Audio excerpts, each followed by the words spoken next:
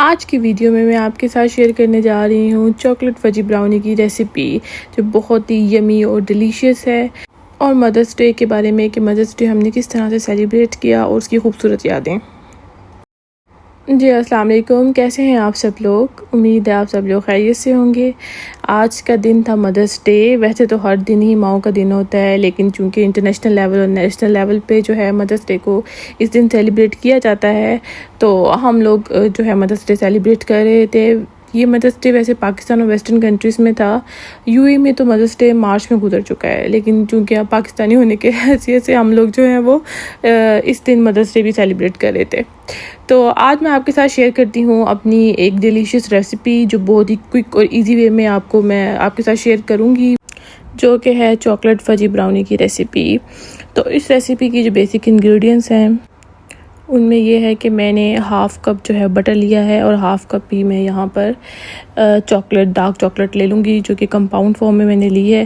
اس میں سے کچھ چاکلیٹ جو ہے وہ میں بٹر کے ساتھ میلٹ کر دوں گی، اور کچھ چاکلیٹ جو ہے وہ میں چنکس کے طور پہ رکھ لوں گی ایٹ دا اینڈ براؤنی کے اوپر ڈالنے کے لیے، ٹھیک ہے۔ تو یہاں پہ ایک باؤل میں میں نے 2 انڈے لیے ہیں، ان دونوں انڈوں کو اچھے طریقے سے جو ہے وہ آپ بیٹ کر لیں، بہت اچھے طریقے سے آپ نے بیٹ کرنا ہے۔ اور اس میں جو ہے 1 کپ میں نے گرینولیٹڈ شوگر لی ہے۔ آپ اس میں ہاف کپ براؤن شوگر بھی یوز کر سکتے ہیں، اور آپ گرینولیٹڈ شوگر بھی یوز کر سکتے ہیں، ڈپینڈ آن یو کہ آپ نے کیا یوز کرنی ہے۔ آپ چاہیں تو دونوں چیزیں بھی یوز کر سکتے ہیں۔ پھر اس میں آپ شوگر یوز کر کے اچھے طریقے سے اس کو بیٹ کر لیں۔ اتنا بیٹ کرنا ہے آپ نے، تقریباً 5 سے 10 منٹ لگ جاتے ہیں اچھے طریقے سے اگر آپ بیٹ کریں، کیونکہ میں مینول بیٹر یوز کر رہی تھی تو مجھے ٹائم لگا تھا 5-10 منٹ۔ اگر آپ کے پاس الیکٹرک بیٹر ہے یا آپ الیکٹرک بیٹر زیادہ یوز کرتے ہیں تو آپ اس سے کر لیں، اس میں تو کچھ سیکنڈز یا 1-2 منٹ کے اندر ہی ہو جاتا ہے۔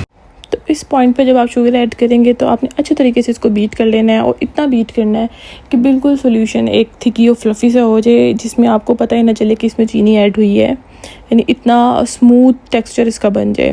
اور یہ ہے کہ آپ جتنا اچھی اس کی مکسنگ کریں گے اتنی اچھی شائنی آپ کی براؤنی بنے گی۔ اس کے بعد جو میں نے کچھ بٹر اور کچھ چاکلیٹ کا جو حصہ میلٹ کرنے کے لیے رکھا تھا اس کو میں ایڈ کر رہی ہوں۔ میلٹ کرنے کے بعد میں نے اس کو تھوڑی دیر کے لیے فریزر میں رکھ دیا تھا یا فریج میں رکھ دیا تھا، وہ اس وجہ سے کیونکہ یہ ٹھنڈا ہو جائے۔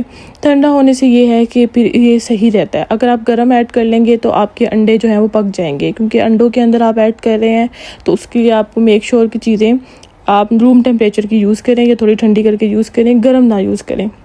اور ایگز 2 میں نے یہاں پہ یوز کیے تھے، وہ بھی روم ٹیمپریچر پہ تھے، میں نے فریج میں سے نکال کے تھوڑی دیر کے لیے رکھ دیے تھے تاکہ وہ روم ٹیمپریچر پہ آ جائیں۔ تو کوشش کریں کہ آپ ساری چیزیں جو ہیں وہ روم ٹیمپریچر کی ہی یوز کریں۔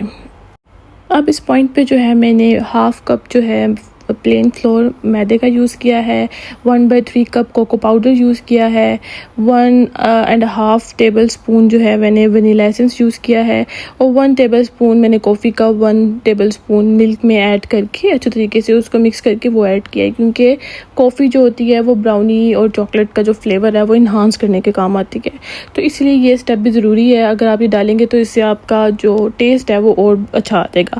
پھر آپ نے اس کو جو ہے وہ ایک اسپون کی مدد سے جو ہے وہ تھوڑا سا آپ اس کو مکس کر لیں گے، تھوڑا سے فولڈز کی طرح۔ بالکل آپ نے بیٹر یہی یوز کرنا اس پوائنٹ کے اوپر۔ اور میں نے اس کے اندر جو ہے وہ چاکلیٹ چپس یوز کیے ہیں تھوڑے سے، تاکہ وہ اندر سے بھی چاکلیٹی۔ اب میں نے سارے مکسچر کو بیکنگ ٹرے میں ایڈ کر لیا ہے، اور بیکنگ ٹرے میں ایڈ کرنے سے پہلے میں نے اس کے اوپر بٹر پیپر لگایا تھا اسے گریس کر کے، اور پھر میں نے اب اس کو چھوڑ دیا تھا پہلے ہی، اور اس کے بعد میں نے جو ہے اس کو مکسچر کو اس کے اوپر ڈال دیا۔ یہاں پہ میں اس کی کٹنگ کر رہی ہوں کیونکہ تقریباً 25 منٹ کے لیے 20 to 25 منٹ کے لیے میں نے اس کو بیک کیا ہے۔ اس کے بعد یہ جتنا بھی ٹیکسچر ہے وہ آپ کے سامنے ہے۔ تھوڑا سا ٹھنڈا ہونے کے بعد جو ہے میں نے اس کی کٹنگ کی تھی تاکہ میں آپ سب کو دکھا سکوں، کیونکہ ہم لوگ جا رہے تھے کہیں پہ باہر، تو میں نے سوچا کہ کیوں نہ پہلے میں اس کو کٹنگ کر کے آپ لوگوں کے لیے ویڈیو بنا لوں، اور اس کے بعد ہم لوگ باہر جائیں۔ تو اس مومنٹ پہ آپ دیکھیں گے کتنی اچھی اور بڑی سافٹ سی یہ براؤنی ہماری تیار ہوئی ہے۔ جو چاکلیٹ چنکس بچ گئے تھے میں نے بعد میں اس کے اوپر ایڈ کر لیے تھے تاکہ وہ اور فلیور انہانس کرتا ہے، اور اس کے اندر چاکلیٹ چپس تھے وہ بھی میلٹڈ فارم میں آپ کے منہ میں آئے تھے، بہت ہی سافٹ بنی تھی۔ اوپر سے اس کی جو لیئر ہے وہ تھوڑی سی تھکی سی اور تھوڑی کرنچی ہوئی تھی، اور نیچے سے جو تھی وہ بہت ہی سافٹ، بہت مزے کی بنی تھی۔ یہ براؤنی میرے ہسبینڈ کو بھی بہت پسند آئی اور میرے بچوں کو بھی، کیونکہ دونوں اس کے بہت زیادہ فین ہیں۔ تو یہاں پہ آج ہم لوگ آئے ہوئے ہیں گھومنے کے لیے. شام کا ٹائم تھا اور مدرس ڈے بھی تھا. ہم نے سوچا کیوں نہ ہم باہر جائیں, سیلیبریٹ کریں. اور یہاں پہ ہم گھومنے کے لیے آئے تھے مرسا ایک بہت ہی خوبصورت جگہ ہے. ہم اکثر پہلے بھی یہاں پہ آیا کرتے ہیں. یہ اتنا بیوٹیفل ایریا ہے, ایسا لگتا ہے کہ یہ بالکل ایک سیپریٹ جگہ ہے, اتنی خوبصورت. اور اس دن موسم بھی اتنا اچھا تھا, کلاؤڈی ویدر تھا, ہوائیں چل رہی تھیں اور بڑا ہی مزے کا آیا. ویسے تو ہر دن ہی ماؤں کا دن ہوتا ہے, یہ تو ایک دن نہیں ہوتا کہ آپ اسپیشل مدرس ڈے منائیں, ہر دن ہی مدرس ڈے ہے. اب ہم لوگ باہر گھومنے کے لیے جب آئے ہوئے تھے تو میرے ہسبینڈ نے کہا تم نے اب کوئی کوکنگ نہیں کرنی, نہ تم نے لنچ پریپیئر کرنا ہے, نہ تم نے ڈنر پریپیئر کرنا ہے, تو اس دن تمہاری چھٹی ہے کچن سے.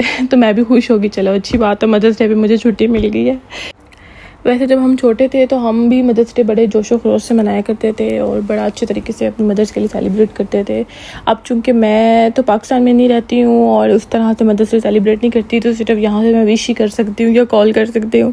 لیکن جب ہم چھوٹے تھے تو ہمیں بھی بہت شوق تھا کہ ہم مدرس ڈے منائیں, اور یہ بڑا ایک پلیزنٹ مومنٹ ہوتا ہے اور ماؤں کے لیے بھی بڑا اچھا مومنٹ ہوتا ہے کہ وہ بھی بڑا اچھا فیل کرتی ہیں. ابھی میرے بچے تو چھوٹے ہیں, وہ اس طرح سے مدرس ڈے نہیں منا سکتے, لیکن جن کے بھی بچے بڑے ہیں ان کو چاہیے کہ وہ اپنی ماؤں کے لیے مدرس ڈے ضرور منائیں اور اس دن اپنی مدرس کو اسپیشل فیل کروائیں, ان کو فیل کروائیں کہ وہ واقعی میں بہت اسپیشل ہیں اور بہت امپورٹنٹ ہیں اپنے بچوں کے لیے, سب کے لیے. اس دن جو ہے میں بھی بہت زیادہ فری تھی اور اسپیشل فیل کر رہی تھی, کیونکہ ہم لوگ باہر گھومنے کے لیے گئے تھے. یہاں پہ ہم لوگ بریک فاسٹ بھی ہم نے باہر سے کیا, لنچ ڈنر ہر طرف سے مجھے چھٹی ملی ہوئی تھی کہ بھی تم نے آج ریلیکس کرنا ہے, تمہارا مدرس ڈے ہے. تو بڑا اچھا لگتا ہے کہ جب کوئی آپ کا اس طرح سے خیال رکھتا ہے اور آپ کو ایسا اسپیشل فیل کروایا جاتا ہے کہ بھی آپ کی واقعی میں بہت امپورٹنس ہے اور آپ واقعی میں ویلیو رکھتے ہیں.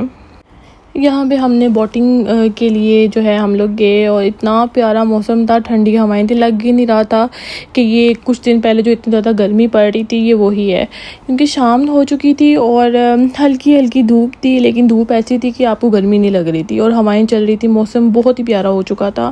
اور آپ کو پتہ کہ جب سمندر پہ آپ لوگ ہوتے ہیں اور یا بوٹنگ وغیرہ کر رہے ہوتے ہیں تو اس ٹائم ہوا کی لہریں جو ہوتی ہیں وہ اور تیز ہوتی ہیں اس والے جگہوں پر. اور اتنا پیارا, یہ دیکھیں آپ, سن سیٹ بھی اتنا پیارا نظر آ رہا تھا. ہم لوگ بھی تھے, کافی سارے لوگ تھے یہاں پر اور بہت سارے لوگ یہاں انجوائے کر رہے تھے. ان کو دیکھ کے لگ رہا تھا کہ واقعی میں سب لوگ جو ہے وہ مدرس ڈے بڑے جوش و خروش سے مناتے ہیں. سب جو اپنی فیملیز کے ساتھ آئے ہوئے تھے انجوائے کرنے کے لیے, کیونکہ چھٹی کے دن بھی تھا, ساتھ ویکینڈ بھی تھا اور سب لوگ جو ہیں وہ انجوائے کر رہے تھے. بہت پیارا موسم تھا. ہم لوگ پہلے بھی یہاں پہ آئے ہوئے ہیں, بوٹنگ وغیرہ ہم نے پہلے بھی یہاں پہ کی تھی, لیکن اب بھی موسم بہت اچھا تھا. لاسٹ ٹائم تو شاید بہت زیادہ گرمی تھی, لیکن اس ٹائم بہت اچھا موسم تھا. تو آپ لوگ جب بھی مرسا والی سائڈ پہ آئیں تو ضرور اس چیز کو انجوائے کریں, یہاں پہ بوٹنگ کریں اور آپ کو واقعی میں بہت مزہ آئے گا. یہ 10 سے 15 منٹ کا آئی تھنک یہاں پہ سارا چکر لگاتے ہیں اور یہ بڑا ہی خوبصورت ویو ہے سمندر کا, بہت پیارا لگتا ہے. یہاں پہ پیڈل بوٹنگ بھی ہوتی ہے, آپ لوگ خود بھی بوٹنگ کر سکتے ہو, لیکن ہم نے چونکہ بچے تھے ساتھ اس وجہ سے ہم نے بوٹ لی. ہم نے یہاں پہ یہ بڑی والی بوٹ لے لی تاکہ بچے بھی انجوائے کر سکیں اور جو ہے وہ سیف بھی رہے. اس سے پہلے میں نے کروز میں ٹریول کیا تھا, یہاں سے میں نے کروز لی تھی, وہ بھی ایکسپیرینس میرا بہت اچھا رہا. اور جیٹ اسکی میں نے آج تک نہیں لی, مجھے تقریباً 4-5 سال یو اے میں ہو گیا, میں نے ابھی تک جیٹ اسکی کا ایکسپیرینس نہیں لیا اور میں سوچ رہی تھی کہ میں کسی دن ضرور اس کو ایکسپیرینس کروں گی. لیکن یہ ہے مجھے گہرے پانی میں جانے سے تھوڑا سا خوف بھی آتا ہے کہ میں گہرے پانی میں جو ہے نا خود سے نا کچھ ایسی جگہ پہ جاؤں. بوٹ میں تو چلو ٹھیک ہے کہ آپ کی بوٹ چل رہی ہوتی ہے اور ایکسپیرینس بندہ جو ہے وہ ایک چلا رہا ہوتا ہے, تو اتنا وہ ڈر و خوف نہیں آتا.